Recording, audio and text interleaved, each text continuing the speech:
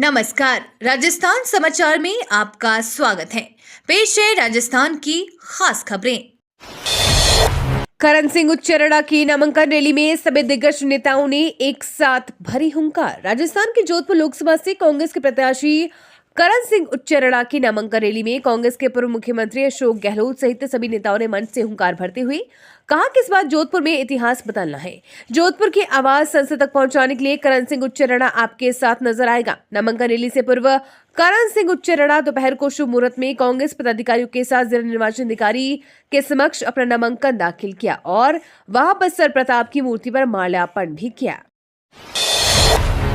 PM Modi ने सतीश पूनिया, राजेंद्र राठौड़ और CM Bhajanlal से अलग अलग की मुलाकात।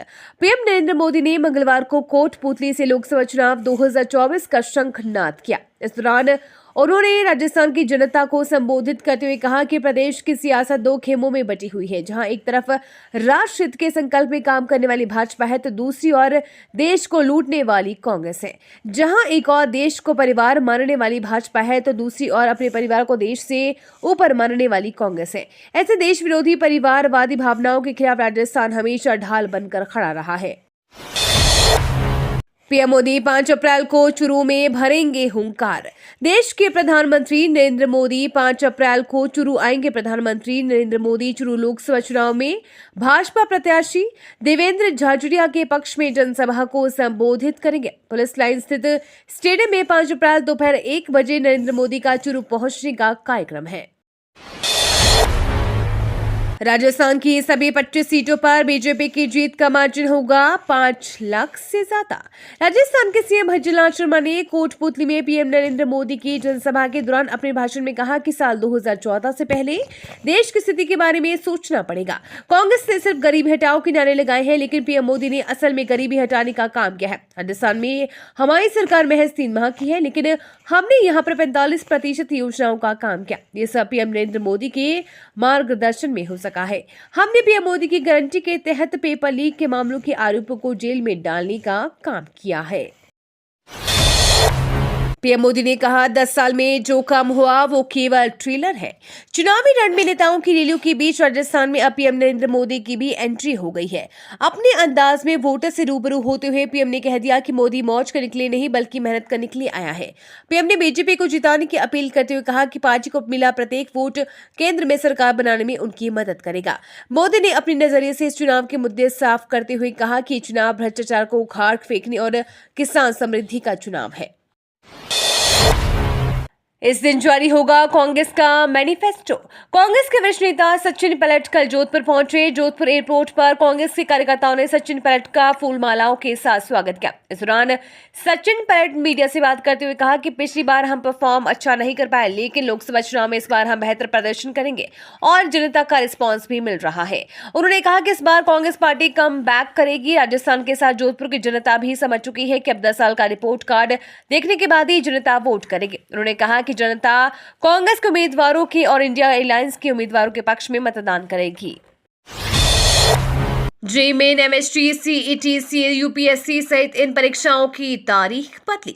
इस साल 19 अप्रैल से 1 जून के बीच लोकसभा चुनाव होने हैं, जिसके चलते कई प्रतियोगी परीक्षाएं और प्रवेश परीक्षाएं स्थगित करके उनकी तारीखें बदली जा चुकी हैं, जिसमें यूपीएससी सिविल सेवा परीक्षा 2024 और नीट पीजी 2024 जैसी परीक्षाएं शामिल हैं। इसके अलावा Karnataka common entrance test, Maharashtra health and technical common entrance test, MST, CET, TS, EAP, CET परीक्षा, टीएस पॉलिस सेट और आईसीएआई सीए जैसी परीक्षाएं चुनाव के बीच ही होनी है। सरकारी नौकरियों की भरमार। बीओआई, एसएससी, यूपीएमआरसी में निकली बम्पर भर्तियां। अप्रैल महीने में सरकार नौकरियों की भरमार है। भारत सरकार से लेकर कई राज्य सरकारों में नौकरी के सुनहरे मौके हैं। खास बात यह है कि इन भर्तियों के लिए आवेदन शुरू है और अप्रैल महीने में ही इन पदों पर आवेदन करने की आखिरी तारीख है। इसमें बीओआई, एसएससी और यूपीएमआरसी समेत कई विभागों में नौकरियां निकली हैं। RTE admission. राजस्थान में 3 से 21 अप्रैल के बीच ऑनलाइन आवेदन। राजस्थान के प्राइवेट स्कूलों में फ्री एडमिशन के लिए 3 अप्रैल से राइट टू एजुकेशन पॉलिसी के तहत आवेदन प्रक्रिया शुरू होगी। यह प्रक्रिया 21 अप्रैल तक चलेगी। 23 अप्रैल को लॉटरी निकाली जाएगी। 30 अप्रैल तक पेरेंट्स को ऑनलाइन रिपोर्टिंग करनी होगी। राजस्थान में शिक्षा के अधिकार के तहत पिछली मर्तबा निजी स्कूलों की 4 कक्षाओं में एडमिशन लिया गया था, लेकिन इस बार प्री प्राइमरी 3 और फर्स्ट क्लास में ही एडमिशन हो सकेंगे, जिसके तहत 3 वर्ष या उससे अधिक लेकिन 4 वर्ष से कम आयु के छात्र प्री प्राइमरी 3 में और 6 वर्ष या उससे अधिक लेकिन 7 वर्ष से कम आयु के छात्र पहली क्लास में एडमिशन के लिए अप्लाई कर सकेंगे। भाजपा पर बरसे सचिन पायलट, बोले भगवान राम पर उनका एकाधिकार नहीं। कांग्रेस के वरिष्ठ नेता और पार्टी महासचिव सचिन पायलट ने मंगलवार को विभिन्न मुद्दों को लेकर भाजपा पर तीखा हमला बोला। उन्होंने ये कहा कि भगवान राम सबके हैं और भाजपा चाहे कितनी भी कोशिश कर ले वो उन पर या धर्म पर एकाधिकार नहीं रख सकती। उन्होंने कहा कि एनडीए के 400 पार वाले नारे से अहंकार की बू आती है। उन्होंने सवाल किया कि अगर भाजपा को 400 सीट का इतना ही भरोसा है तो वे हमारे और अन्य विपक्षी दलों के लोगों को अपने साथ क्यों लेना चाहते हैं। उन्होंने भाजपा पर संवैधानिक संस्थाओं को कमजोर करने का आरोप लगाया है।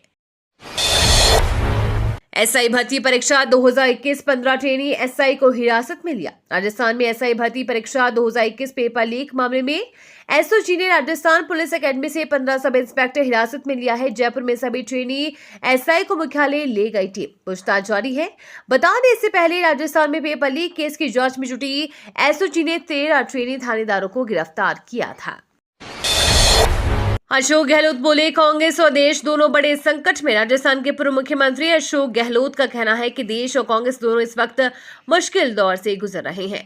केंद्र की भाजपा सरकार ने पिछले 10 सालों में देश के हालात को इस हद तक खराब कर दिया है कि आगामी लोकसभा चुनाव देश व समाज के भविष्य को आकार देने के साथ साथ संविधान और लोकतंत्र को बचाए रखने के लिए बेहद महत्वपूर्ण हो गई है। साथ ही उन्होंने कहा कि भाजपाई आज सर्टिफिकेट बांट रहे हैं कि कौन राम भक्त है और कौन नहीं।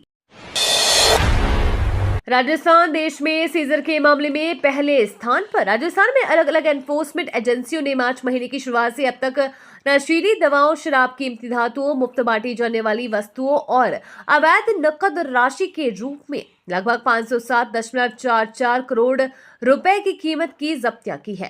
निर्वाचन विभाग के निर्देश पर लोकसभा आम चुनाव 2024 के मद्देनजर आदर्श आचार संहिता लागू होने के बाद 16 मार्च से अब तक एजेंसियों द्वारा पकड़ी गई वस्तु की कीमत 400.44 करोड़ रुपए से ज्यादा है। सीजर के मामले में राजस्थान देश में पहले स्थान पर है। कांकरोली की प्रेम देवी हाड़ा को मिला समरसत्ता रत्न अवार्ड। नेपाल के पूर्व उपराष्ट्रपति परमानंद झा ने किया सम्मानित। राजसमंद की सामाजिक कार्यकर्ता प्रेम देवी हाड़ा को जयपुर में समरसत्ता रत्न अवार्ड से नवाजा गया। G22 अंतर्राष्ट्रीय समरसत्ता स्वतंत्र मंच द्वारा आयोजित कार्यक्रम में नेपाल के प्रथम पूर्व उपराष्ट्रपति और न्यायमूर्ति परमानंद झा ने तेली महासभा कार्यकारी प्रदेश अध्यक्ष प्रेम देवी हाड़ा को समरसत्ता रत्न अवार्ड प्रदान किया है। पीएम मोदी के चुनाव लड़ने पर रोक का मैसेज वायरल, पीआईबी ने बताया भ्रामक। सोशल मीडिया में इन दिनों एक खबर जमकर वायरल हो रही है कि चुनाव आयोग ने पीएम मोदी के चुनाव लड़ने पर रोक लगाई है। अर्थ न्यूज नाम के यूट्यूब चैनल के इस वीडियो क्लिप को पीआईबी ने भ्रामक करार दिया है। ब्यूरो ने कहा है कि दावा पूरी तरह से फर्जी है। इस तरह के फर्जी वीडियो से सतर्क रहे। पीएम मोदी के चुनाव लड़ने पर किसी भी तरह की कोई रोक नहीं है। ऐसे कंटेंट शेयर करने से बचें।